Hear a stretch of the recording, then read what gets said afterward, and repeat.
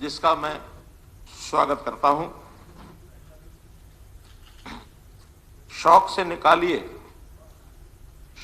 निकालिए मेरे किरदार में नुक्स, मेरे किरदार में आप नहीं होंगे तो मुझे तराशेगा कौन। आपने आलोचना भी की होगी तो मैं उसको इस रंग से लेता हूं। नहीं, मैं आपको पहले से इस बात के लिए आपकी आलोचना का स्वागत करता हूं कि अगर आप आलोचना नहीं करेंगे तो आखिर हमको भी तो कोई ना कोई तराशने वाला चाहिए। तो हम अपने आप को आपके आलोचना के माध्यम से, माननीय अध्यक्ष जी के मार्गदर्शन से और राज्यपाल जी की भी जो उपलब्धियां उन्होंने बताई हैं उस अनुसार आखिर तो विपक्ष की जो अपनी भूमिका होती है आपने निभाई है। भले आपने आलोचना भी की है, उस आलोचना का मैं पक्षधर हूं। राज्य के हित में चाहे विपक्ष हो, चाहे समाज के प्रभावी नागरिक जो भी हों, उन सब के सुझावों का भी मैं स्वागत करता हूं, क्योंकि हम इस धारणा पर चल रहे हैं कि सबका साथ, सबका विकास, सबका विश्वास, सबका प्रयास, हम सबको मिल करके तो आखिर प्रदेश की भलाई का काम करना है। लेकिन एक बात का खेद भी होता है कि कभी कभी अच्छी बात की जाए तो भी उसकी आलोचना रटी रटाई बातों से होती है। मुझे कुछ मीडिया के मित्र बोल रहे थे कि आपकी आलोचना की, आपकी आलोचना की। मैंने कहा कोई नहीं, वो तो आज क्योंकि भाषण हुआ है राज्यपाल महोदय का, उसको उन्होंने पढ़ लिया होगा, देख लिया होगा, कुछ पुरानी बातें उनको ध्यान में होगी, मिलान किया होगा तो आलोचना की होगी। लेकिन एक बात मैं आज ही बताऊं, मैं बजट का भाषण भी पढ़ूंगा, अपनी बजट की मांगे भी रखूंगा, उसके बाद भी विपक्ष क्या कहेगा वो आज ही बता देता हूं। मैं बता रहा हूं वो क्या कहेंगे वो आज ही बता देता हूं। रटी रटाई आलोचना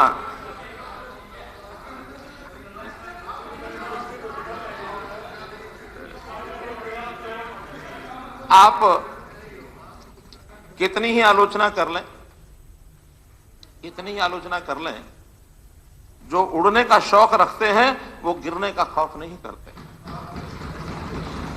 हमने जो उड़ने की धार अपनी तेज की हुई है, जिस गति से हम उड़ेंगे, निश्चित उड़ेंगे, हमें कोई गिरने का कोई खौफ नहीं है। इस नाते से मैं तो लोगों का कल्याण, महिलाओं का सशक्तिकरण, किसान हित की बात, युवाओं का उज्जवल भविष्य, इन सब चीजों पर अडिग हैं और ऐसा करने के लिए अपनी कार्यप्रणाली में हम निरंतर सुधार भी कर रहे हैं। जो कार्यप्रणाली हमने अपनाई है उसमें जो रोड़े अटकाए जाते हैं, इसके पीछे ये मंशा ये थी कि लोग अपने काम के लिए आपके आगे पीछे घूमते रहें और उनके काम के लिए आप उन पर एहसान चढ़ाते रहें। इस कार्य पद्धति को हमने समाप्त कर दिया है। अब तो सरकार का काम इस ढंग से हम ढाल रहे हैं कि लोगों को हमारे आगे पीछे न घूमना पड़े, बल्कि ऐसी व्यवस्था कि सरकारी योजनाएं, व्यवस्थाएं सब लोगों के घर में पहुंचे। इसके लिए तकनीक का इस्तेमाल, इसके लिए नियम कानून बदलने की भी बात ये सब हम करेंगे, क्योंकि लोक कल्याण की बात, लोक हित की बात ये हम करते रहेंगे। लेकिन एक परेशानी ये लगातार हमारे विपक्षी भाइयों को ये लगी रहती है। अभी तो बातें नहीं शुरू नहीं की, अभी बातें नहीं शुरू की। भाषा में मैं तर्जुमा कर दूं आपकी बात का। आप ये कहो कि वो कितने कुकालो थारी छत्ती पे मूंग दड़ूंगा। वो भी कह के चले गए, वो भी कह के चले गए।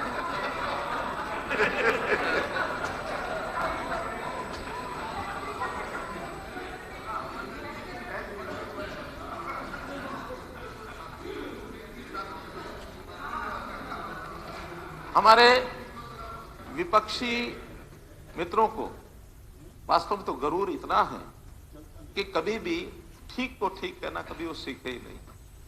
हमेशा अपनी बात को कैसे प्रभावी, हावी और तोड़ मरोड़ कर, या ये भी नहीं सोचते इसकी मर्यादाएं ये कहाँ है, क्या है, कभी रखते नहीं। थोड़ा गरूर है। तो उस गरूर के नाते मैं कहूंगा कि गरूर में इंसान की कमी, गरूर में इंसान की कमी कि इंसान नहीं दिखता। गरूर में इंसान की कमी कि इंसान नहीं दिखता। जैसे छत पर चढ़ जाओ तो खुद का मकान नहीं दिखता। इसलिए ये विपक्ष के लिए, मैं विपक्षी मित्रों के लिए कह रहा हूं, मैं विपक्षी मित्रों के लिए कह रहा हूं, क्योंकि उनको ये बताना पड़ता है, उनको हमें बताना पड़ता है कि जमीन पर टिके रहो। बहुत ज्यादा गरूर, घमंड, अकड़ ये काम नहीं आती है। ठीक कहा है कवि ने कि अकड़ शब्द में, अकड़ शब्द में कोई मात्रा नहीं होती। अकड़ शब्द में कोई मात्रा नहीं होती, पर ये अलग अलग मात्रा में सब में होती है। इसलिए हम में हो तो हम जनहित में उसका उपयोग करेंगे, लेकिन आप में हो तो आप तो सिवाय उसका दुरुपयोग करने के लिए और कुछ नहीं करते। इसलिए उसकी सीमा हमको बना कर रखनी चाहिए।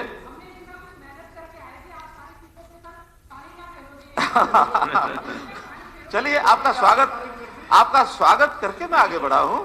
आपकी आलोचनाओं से मुझे बहुत कुछ सीखने को मिलता है। और अब लागू कर रहे हैं। अकड़ की बात ठीक कही, आप अकड़ में रहो, लेकिन अकड़ के साथ अक्ल भी रखो, ले भी रखो। चलिए, आलोचना का स्वागत।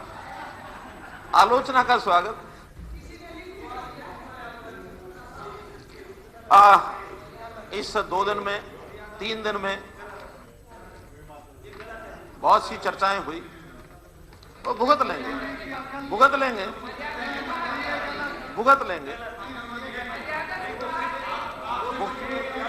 हाँ, भुगत लेंगे।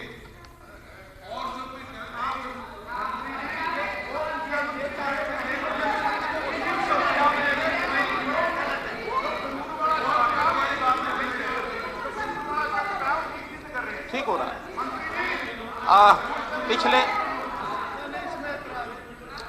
पिछले 3 दिन में बहुत से मुद्दे आए हैं। उन सब मुद्दों की जानकारी सब यहां नोट की जाती है। डिपार्टमेंट भी नोट करता है, हम भी नोट करते हैं, हमारे मंत्री भी अपने अपने विभागों के हिसाब से नोट करते हैं। मुद्दे बहुत हैं। अब उसमें से कुछ तो ऐसे हैं कि स्वयं सामने वाले सुझाव देते हैं, उत्तर देते हैं, या कोई एक अपने हल्के के इलाके की समस्या रखते हैं। वो समस्या तो विभाग अनुसार नोट की जाती है। लेकिन कुछ आलोचनाओं में ऐसे विषय भी आते हैं जो हम और वो अलग अलग धरातल पर खड़े होते हैं, तो उसके अंदर डिमांड्स भी होती हैं। कई बार होता कुछ है, जानकारी अभाव में बोल जाते हैं। तो बहुत सी चीजें तो हम कल जब बजट पेश होगा उसके अंदर उसका समाधान भी है, और जो हमारे मेंबर साहिबान हैं उनके सुझाव भी उसमें काफी शामिल किए हैं। तो इस बार बजट तैयार करने से पहले, जैसे लगातार 3 साल से हम कर रहे हैं, 8 तो मेरी बड़ी बैठकें हुई हैं। डाक के द्वारा बहुत लोगों के सुझाव आए हैं, लगभग 550 लोगों से, और सुझाव और वार्तालाप हमारे हुए। और मैंने स्वयं 3 दिन उन सबका अध्ययन किया है। जहां तक संभव हुआ बजट की मर्यादाओं में जिस चीज को शामिल करना संभव लगा उन्हें किया है।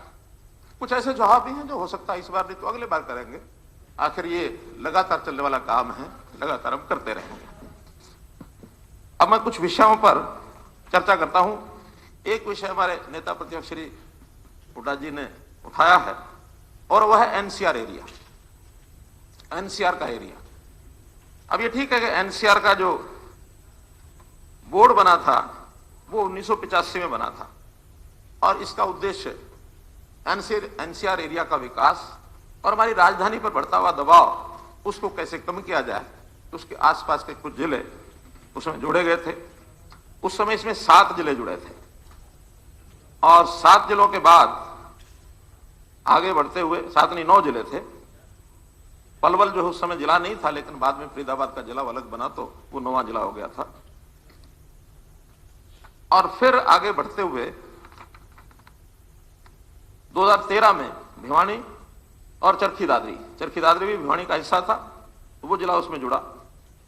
फिर 2015 में महेंद्रगढ़, जींद और करनाल, ये 3 जिले और जुड़े, तो आज के 14 जिले और कुल क्षेत्र उसमें 57%, ये सब हो गया था। उस समय धारणा ये थी कि जितने जिले ज्यादा एनसीआर में जुड़ जाए उतना उनको विकास के नाते लाभ होगा, कुछ ऋण मिलेगा, सस्ती दरों पर मिलेगा।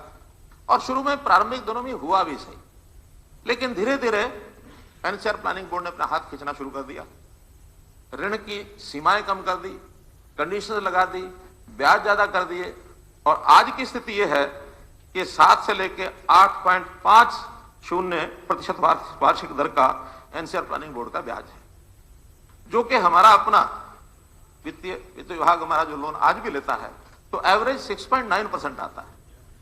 इसलिए पहली बात तो कि वो चार्म नहीं रहा कि हम उनसे लोन लें, लोन बाहर से लेना, वहां से लेना, सस्ता मिलेगा वहां से लेंगे, यहां तक भी बात ठीक थी। लेकिन धीरे धीरे कुछ ऐसे प्रावधान आने लगे कि जिसके अंदर एनसीआर के क्षेत्र में रहने वाले लोगों को कठिनाइयां भी पैदा हुई, और उसमें जो चीज गुड़गांव के लिए लागू हो सकती है वही चीज महेंद्रगढ़ के लिए, चरखी दादरी के लिए, करनाल के भी लागू होने लग गए, खास करके पोल्यूशन एनवायरमेंट के जो विषय है। और इसके जो प्रतिबंध लगे कि यहां आप इंडस्ट्री नहीं चलाओगे, यानी इंडस्ट्री चलाओगे तो पीएनजी सीएनजी के ऊपर चलाओगे, दूसरा फ्यूल लागू नहीं करोगे, यहां आप भट्ठे नहीं चला सकते, यहां आप 10 वर्ष और 15 वर्ष की गाड़ियां नहीं चला सकते। आखिर मेरे किसान के साथ जुड़ा हुआ ट्रैक्टर है, वो भी उन इलाकों में हम नहीं, एनजीटी पर प्रतिबंध करता है। तो और बहुत शिकायतें मिलने के बाद इसी सदन में जब ये चर्चा चल रही थी तो हमारे श्री प्रमोद विज जी पानीपत का, इन्होंने विषय उठाया कि पानीपत को एनसीआर से निकाल दो।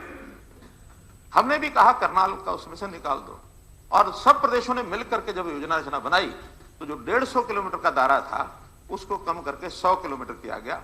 100 किलोमीटर के बाद जो रेडियल्स हैं, चाहे वो हाईवेज के किनारे का 1 किलोमीटर एक इधर या फिर रेलवेज का, तो ऐसा एक प्रारूप बनाया गया है, अभी फाइनल होकर नोटिफिकेशन निकलना है, उसको एनसीआर में रखेंगे। और चारों तरफ उसका जो रेडियस है वो 100 किलोमीटर का राजघाट से, उसकी राजघाट की जगह रखी गई है। उसमें जैसे उदाहरण के लिए करनाल जिले में केवल घुंडा तहसील बाकी है, बाकी उसमें बाहर निकला है। ऐसे ही बहुत से एरियाज, महेंद्रगढ़ उसमें से बाहर निकला है।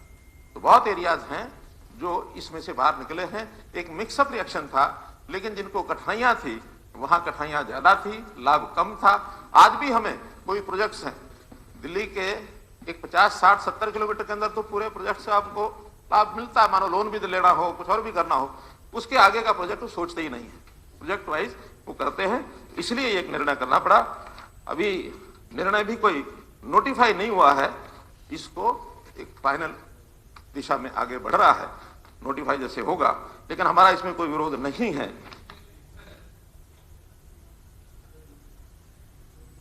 जी, इसमें मैं समझता हूं, ये तो आपका अपना व्यू है, मेरा अपना व्यू है। एनसीआर में रहने से लॉन्ग रन में फायदा ही होगा, कमी नहीं, वो हमारे घाटा नहीं पड़ सकता। आज नहीं तो कल होनी है लागू चीजें, तो जो आप कह रहे हो एनसीआर में आज नहीं तो कल दिल्ली में भी दबाव पड़ेगा, केंद्र सरकार में भी दबाव पड़ेगा वो इंफ्रास्ट्रक्चर के लिए। आज बेशक मैं समझता हूँ एनसीआर में ये एरिया रहने चाहिए, उसमें हमारे को लाभ है, स्टेट को लाभ है, नुकसान कोई नहीं। खैर ये तो प्लानिंग, एनसीआर प्लानिंग बोर्ड है, उसमें सभी प्रदेशों के प्रतिनिधि रहते हैं, वहां विचार विमर्श होता है। आगे चल करके लगता है तो इसको बढ़ाना और घटाना केवल एनसीआर प्लानिंग बोर्ड ही निर्णय करता है और कोई नहीं करता। नहीं, हमारा स्टैंड यही है कि उसको बहुत बढ़ाने का लाभ नहीं है। बहुत जिलों का प्रतिनिधित्व आ गया, हमारे दलाल साहब बैठे हैं, मैं स्वयं करनाल जिले से प्रतिनिधित्व रखता हूं, हमारे प्रमोद विज स्वयं कह चुके हैं। आप चूंकि आपका एरिया चूंकि वो सुरक्षित है, कोई दिक्कत नहीं है, रोहतक सोनीपत कोई समस्या नहीं। इवन झज्जर के लोग कल मेरे पास आए कि जी भट्टे जो हैं 1/3 पर ही चला सकते हैं, 2/3 अब नहीं चला सकते। ये झज्जर के लोग, एनजीटी का एक ऑर्डर है।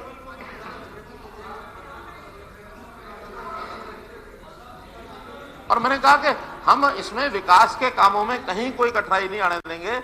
हमारे पास, क्योंकि आज हमारा आर्थिक दृष्टि से प्रदेश की साख अच्छी है, जितना लोन जहां से जरूरत हम ले सकते हैं, कोई जरूरी नहीं कि एनसीआर प्लानिंग बोर्ड से ही लेना, जहां चाहे वहां से ले सकते हैं, कोई दिक्कत नहीं है उसकी, हम स्वयं योजना बना सकते हैं।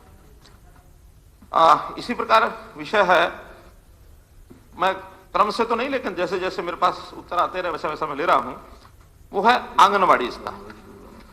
अब ये आंगनवाड़ी के विषय में हमारे प्रदीप चौधरी जी ने विषय उठाया ही है, तो इसमें मैं बताना चाहूंगा कि आंगनवाड़ी का विषय भी 1974 में एक वॉलंटियर इस रूप में शुरू हुआ था कि कुछ सेवाएं इस प्रकार की देनी चाहिए समाज में, इसमें वॉलंटियर रूप से जो बहनें आगे आएंगी, और खास करके उसी गांव की बहनें हो, आंगनवाड़ी केंद्र बनाए जाएंगे, छोटे बच्चों को उनका पढ़ाई छोटी मोटी भी होगी, और उसमें कोई उनके यानी खुराक का भी ध्यान रखा जाएगा ताकि उनका स्वास्थ्य जो है वो ठीक हो।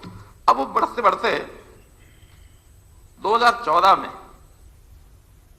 कांग्रेस की सरकार जिस समय थी उसमें 7,500 रुपया इनका मासिक वेतन था, और जो आज बढ़कर के वो 12,661 है।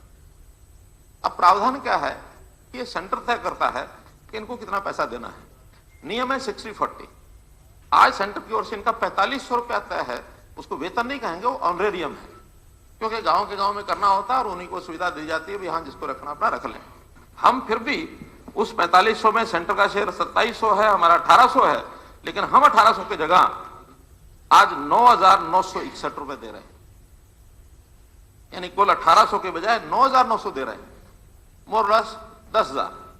और आज जो 12,600 है, मानधन में कहीं भी कमी नहीं है।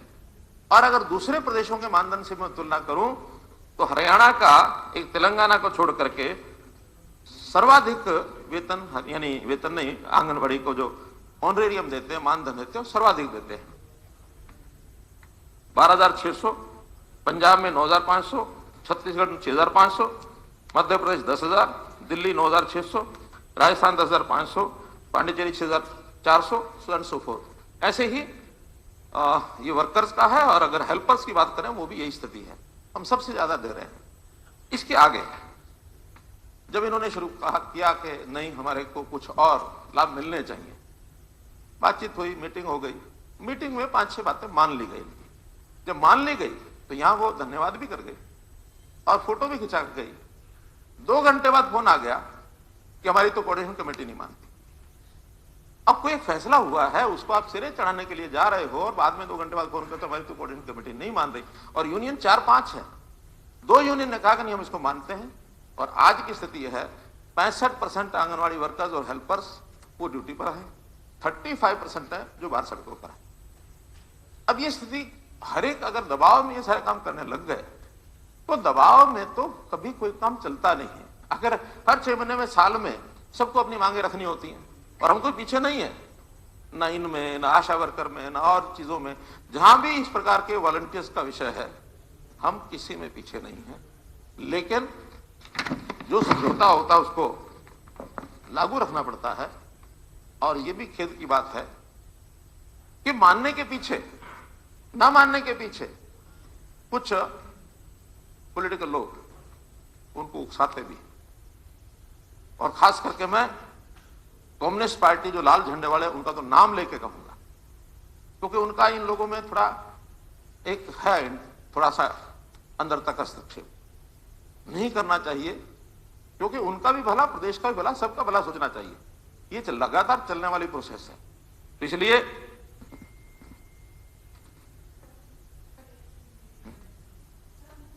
वो आंदोलन या वो धरनारत हैं सर, मानदेय एक इशू है।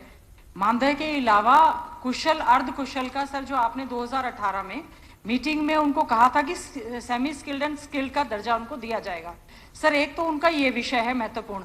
और दूसरा सर, पोषण ट्रैकर के लिए जो उनकी मोबाइल ऐप में ड्यूटी लगाई जा रही है, वो कह रहे हैं कि हम लोग मोबाइल से इस तरह के काम ज्यादा नहीं कर सकते हैं। वो ट्रैकर का, पोषण ट्रैकर का जो सर काम है, उसको लेकर एक उनकी ऑब्जेक्शन है। और सर दूसरा जो है, तीसरी ये है कि ज्यादातर आंगनवाड़ी हमारे सरकारी बिल्डिंग्स में नहीं चल रही हैं, प्राइवेट बिल्डिंग्स में चल रही हैं, जिसका कि कई महीनों तक उनको रेंट सर नहीं मिल पा रहा है। एक ये विषय उनका है। और तीसरा एक और विषय जो कहा गया है सर, प्ले वे स्कूलों में आंगनवाड़ी वर्कर्स को जो ट्रेनिंग दिए जाने की बात है, उनका कहना ये कि प्ले वे अगर स्कूल खोले जा रहे हैं 4000 जैसा कि सरकार ने घोषणा की है, तो उसके लिए नए सिरे से आप टीचर्स की नियुक्ति कर लें जो कि प्री नर्सरी बच्चों को पढ़ा पाएं। आंगनवाड़ी वर्कर्स इस चीज में इतनी सक्षम नहीं है कि हम आफ्टर ट्रेनिंग भी बच्चों को पढ़ा पाए। Sir, these are some of the issues जिसके लिए वो वहां पर बैठी हुई हैं। देखिए, जहां तक मोबाइल पर कोई ऐप लगाकर और कोई डाटा भरने की बात है, वो कोई उन्होंने जबरदस्ती का भरना ऐसा नहीं है, या वो बिल्कुल ऐसी अनपढ़ ऐसा भी नहीं है। 10वीं पास 12वीं पास है। आज मोबाइल के ऐप के ऊपर एक सिखलाई करनी होती है, 10 दिन में 5 दिन की ट्रेनिंग सिखलाई सब होती है। मोबाइल देने की बात उनकी कि मोबाइल फ्री देंगे, और ये हमारा निर्देश नहीं है, ये केंद्र सरकार का निर्देश है कि वहां जो कुछ बच्चे वहां आते हैं 3 साल से 5 साल तक के, उनका एक डाटा भी तैयार करना है ना कि इनका कुछ भला भी हो रहा है कि नहीं हो रहा है। मानो 2 साल आंगनवाड़ी में कोई बच्चा रहा, तो उसमें उस 2 साल के अंदर उस बच्चे का परिवर्तन क्या हुआ। वहां उसके 10 प्रकार के टेस्ट होते हैं, बीमारी होती है, उसका वजन होता है, उसका खुराक होती है, उसका सब कुछ होता है। आखिर तो उसका उद्देश्य पूर्ति एक विषय है, इसलिए उससे उनको बहुत घबराने की आवश्यकता नहीं है। मोबाइल हम दे रहे हैं, ट्रेनिंग हम दे रहे हैं, केवल अगर मैं कहीं अंदाजा लगा सकता हूं तो इससे उनकी जिम्मेदारी बढ़ जाएगी, ये एक अंदाजा मेरा है। मैं और आंगनवाड़ी वर्कर्स ने बहुत ज्यादा और बखूबी से नहीं निभाई है, उन्होंने निभाई है। मैं नहीं कह रहा कि हमने तो उनको कोरोना वॉरियर्स तक भी कहा है, लेकिन आखिर इस काम के लिए जिसके लिए उनको लगाया गया, उस काम में अगर कोई नए टेक्निक के हिसाब से बना, आज तो टेक्निक बदल रही है। आज तो पीएन से भी किसी क्लर्क की पोस्टिंग होनी होती है, उसके अंदर लिखा हुआ है कि इसने टेस्ट पास किया कि नहीं किया। तो टेस्ट पास कंप्यूटर का करना पड़ता है, यहाँ कंप्यूटर का टेस्ट नहीं है, एक सिंपल ऐप है। उस सिंपल ऐप को उनको ट्रेनिंग लेनी है अपना, और सारे जो बच्चे हैं उसके अंदर पहले से रजिस्टर्ड हैं, उन्होंने उसका नाम निकालना, उसके सामने जो डाटा भरना भर के अपना पार करेंगे। तो ये चीज तो केवल न करने का एक बहाना। 1 मिनट बताएंगे जो मेरे को जो उन्होंने बताया, आंगनवाड़ियों से मैं मिला था वहां करनाल में, तो उन्होंने कहा जी हमारी और कोई मांग नहीं है, हमारी मांग वही है जो मुख्यमंत्री जी ने मंजूर की थी, अनाउंस की थी, वो अपनी अनाउंसमेंट पूरी कर दें, दैट्स ऑल। अब वो क्या अनाउंसमेंट थी करी आपने? अनाउंसमेंट में एक अनाउंसमेंट ये थी 1000 रुपया आपको एक लमसम दे देंगे, वो हमने कह दिया, और बल्कि जो अटेंड कर रही हैं उनको 1000 रुपया दे भी दिया, और जो नहीं अटेंड करेंगे उनके घर तो नहीं पहुंचाएंगे, स्ट्राइक भी करेंगे उनके घर पहुंचाएंगे नहीं। दूसरा, क्योंकि वो नहीं लिखा, हमारे पास भी आया पत्र। दूसरा, उनका के रिटायरमेंट होने के बाद हमको लमसम पैसा मिलना चाहिए। हमने मान लिया कि 1 लाख रुपया रिटायरमेंट में मिलेगा वर्कर को और 50,000 रुपया मिलेगा हेल्पर को, जबकि कोई प्रावधान नहीं है, ये हरियाणा सरकार देगी, है तो केंद्र सरकार की योजना।